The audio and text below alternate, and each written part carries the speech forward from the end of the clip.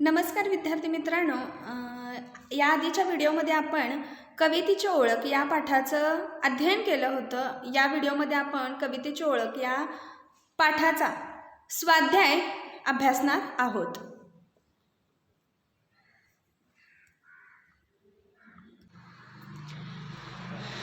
गद्य पाठ क्रमांक 14 कवितेची ओळख.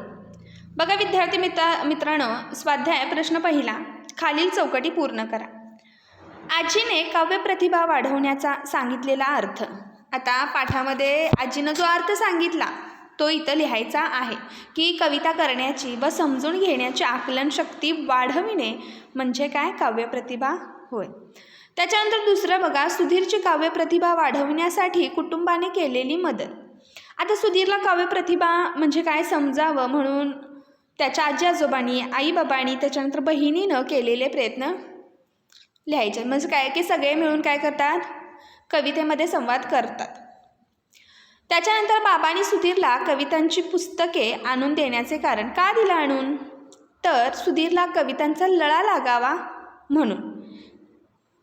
आणि चौथं जे आहे, सुधीरला कुटुंबातील सदस्यांनी सुधीरचे अभिनंदन करण्याचे कारण. सुधीरचं अभिनंदन का केलं? तर सुधीरला काव्य प्रतिभा म्हणजे काय ते कळलं म्हणून काय केलं? त्याचं अभिनंदन केलं. त्याच्यानंतर दुसरा प्रश्न बघा, पाठातील कवितेतून बोलण्याची गंमत तुमच्या शब्दात मांडा. आता गंमत, कवितेतून बोलण्याची गंमत कशी घडते त्या एकांकिकेमध्ये?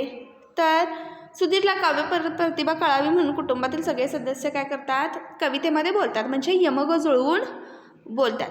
आणि ते बोलत असताना त्यांच्या अनुभव विश्वातील म्हणजे त्याने एकंदरीत अनुभवलेले, त्यांना माहिती असलेले, त्यांच्या परिचयाचे असलेले शब्द ते काय करतात? एकमेकांशी जोडतात. जसं सांजवात, कांद्याची पात,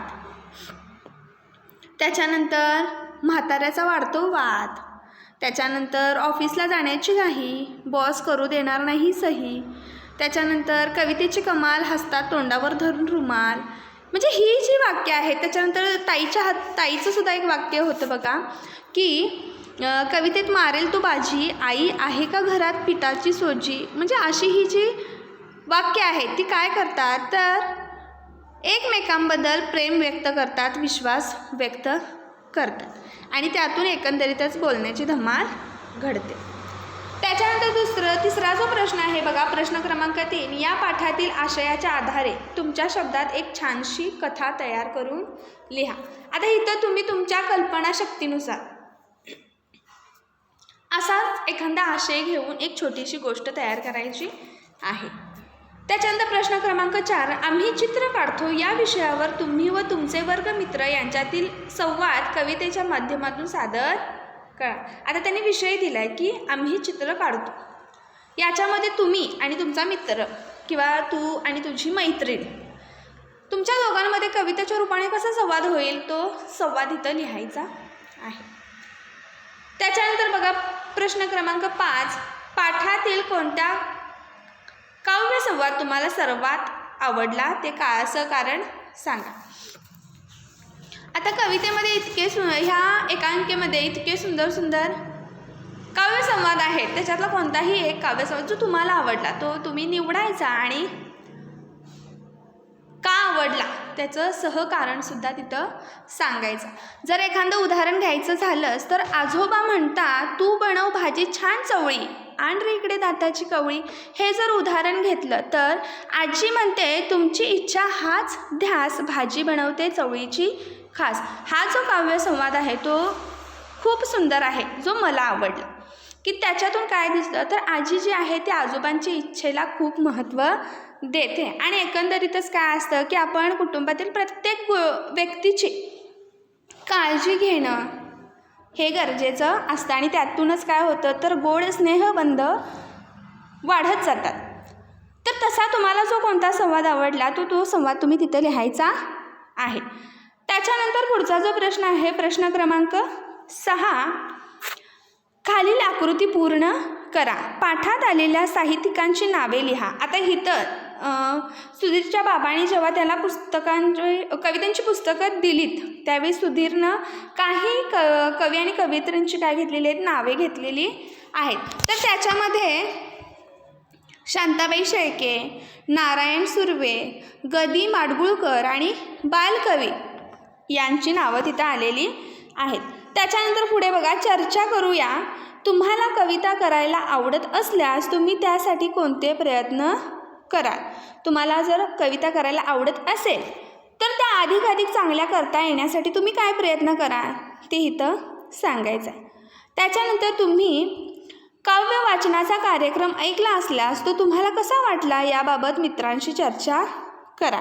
बऱ्याच ठिकाणी काव्य वाचन म्हणजे कवितेचं वाचन कवी कवयित्री करत असतात. तर असा एखादा कार्यक्रम जर तुम्ही ऐकला असेल तर त्यासंबंधी तुम्ही तुमच्या मित्राला सांगायचं आहे. त्याच्यानंतर खेळूया शब्दाशी पहा की खालील वाक्यप्रचारांचा अर्थ चौकटीतून शोधून लिहा. त्याच्यामध्ये खो देणे या वाक्यप्रचाराचा अर्थ त्याच्या समोरील दिलेल्या चौकटीमध्ये आहे. त्याच्यामध्ये बघा, खो देणे म्हणजे काय होणार, तर नकार देणे, पाश तोडणे, बंधनातून मुक्त होणे. त्याच्यानंतर हेका धरणे, हट्ट करणे. त्याच्यानंतर भावनांचे मोहोळ चेतविणे, भावना जागृत करणे. त्याच्यानंतर पुढे बघा, आणखीन एक आहे खेळ खेळूया की खालील कंसात काही म्हणी दिलेल्या आहेत. दिलेल्या वाक्यांशी संबंधित म्हण ओळखा व लिहा.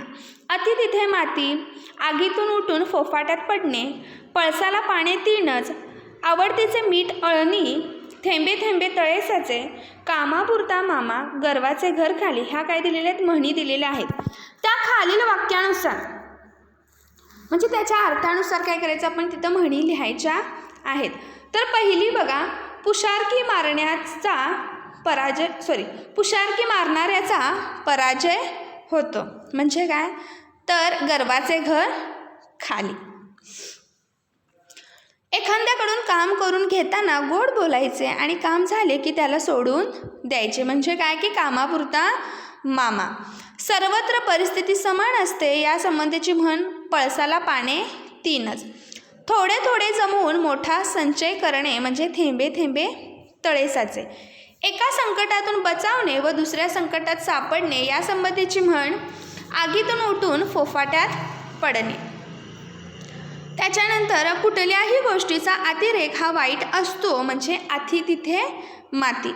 7 क्रमांकाची बघा की न आवडणाऱ्या माणसाने कितीही चांगली गोष्ट केली तरी ती पसंत पडत नाही म्हणजे नावडतीचे मीठ अळणी. त्याच्यानंतर पुढचा जो प्रश्न आहे बघा, खाली काही वाक्ये दिलेली आहेत त्यामध्ये एकच शब्द वेगवेगळ्या अर्थाने वापरला आहे. खालील वाक्य वाचा, त्यातील ठळकपणे दाखविलेल्या शब्दांचे अर्थ समजून घ्या. तुम्हीही याप्रमाणे वाक्य तयार करण्याचा प्रयत्न करा. त्याच्यामध्ये बघा, जे पहिलं वाक्य दिले, आमचे मराठीचे सर इतके छान शिकवायचे की अन्य शिक्षकांना त्यांची सर येत नसे. आता सर हा शब्द तिथं दोन ठिकाणी वापरलेला आहे. त्याच्यामध्ये जे मराठीचे सर म्हणजे ते कोण आहेत, शिक्षक आहेत. त्या सरचा अर्थ काय होतो की ते शिक्षक आहेत. आणि त्याच्यानंतर जो दुसरा सर आहे की अन्य शिक्षकांना त्यांची सर येत नसे म्हणजे अन्य शिक्षकांची त्यांची तुलनाच करू शकत नाही. त्याच्यानंतर दुसरा बघा की सकाळचा चहा मला कपात काटोकाट भरलेला लागतो, त्यात कपात केलेली मला चालत नाही. आता कप हा शब्द तिथंही 2 ठिकाणी वापर की पहिला तो काय म्हणतो की सकाळचा चहा, कप म्हणजे चहाचा पेला, तर या कपाचा अर्थ काय होतो की चहाचा पेला. आणि दुसरं, त्यात कपात केलेली चालत नाही म्हणजे त्यात कमीपणा. या कपाचा अर्थ काय होतो की त्यात कमीपणा केलेला चालत नाही. त्याच्यानंतर 3ऱ्या क्रमांकाचं वाक्य बघा,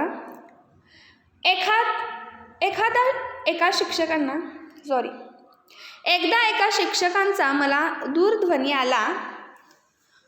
दूरध्वनीवर ते मला म्हणाले, सर आपण आमच्या शाळेला भेट द्या. मी त्यांना विचारले, काय भेट देऊ? ते शिक्षक म्हणाले, ते शाळेला भेट दिल्यानंतर ठरवा. बघा की एकदा एका शिक्षकांचा काय होतो, शिक्षकांना दूरध्वनी म्हणजे फोन येतो.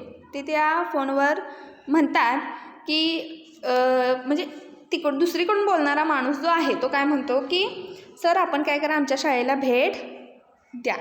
आता या भेटचा अर्थ काय होतो तर जाणे, म्हणजे तुम्ही तिथं तुम्ही शाळेत या.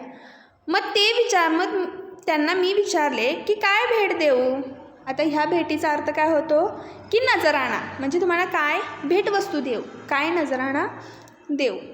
तर ते म्हणतात की ते शाळेला भेट दिल्यानंतर ठरवा, म्हणजे इथं पण अर्थ काय होतो की जाणे, शाळेमध्ये जाणे. तर अशा प्रकारचे दुहेरी अर्थ असणारे शब्द वापरून तुम्ही सुंदरशी छोटी छोटी वाक्य तयार करायची आहेत आणि त्याची मज्जा घ्यायची आहे. त्याच्यानंतर पुढचा जो बघा की विचार करा आणि सांगा. तुम्ही दरवर्षी अनेक प्रकल्प करत असाल. यावर्षी तुम्ही पूर्ण केलेला प्रकल्प कोणता व तो कसा पूर्ण केला, त्या सर्व कृती क्रमवार लिहून त्यांचा ओघ तक्ता बनवा. आता यंदाच्या वर्षी आपण प्रकल्प शक्यतो करून नाहीच केले, आत्तापर्यंत तरी आपण नाही सांगितले बनवायला. मात्र या आधीच्या तुकड्यांमध्ये सुद्धा आपण काय केलेले आहेत, सुंदर सुंदर प्रकल्प बनवलेले आहेत. तर तुम्ही गेल्या वर्षी जो प्रकल्प बनवलेला आठवत असेल तुम्हाला, तो बनवण्यासाठी तुम्ही कोणकोणती केलं म्हणजे कसे कसे टप्पे करत तुम्ही तो प्रकल्प पूर्ण केला, तो ओघ तक्त्यांचे. आता ओघ तक्ता म्हणजे की क्रमाक्रमाने की आपण कृती जशी पुढं करत जाईल ना तसं आपण माहिती लिहायची असते, मग त्यालाच काय म्हणतात, ओघ तक्ता असं म्हणतात. तर तसा ओघ तक्ता तुम्ही बनवायचा आहे. तुम्हाला निश्चितपणे या स्वाध्यायाशी आणि त्याच्यानंतर खेळूया शब्दांशी विचार करा समजला असेल. तुम्ही सुंदर सुवाच्य अक्षरामध्ये तुमच्या वहीमध्ये लिहायचं आहे. धन्यवाद.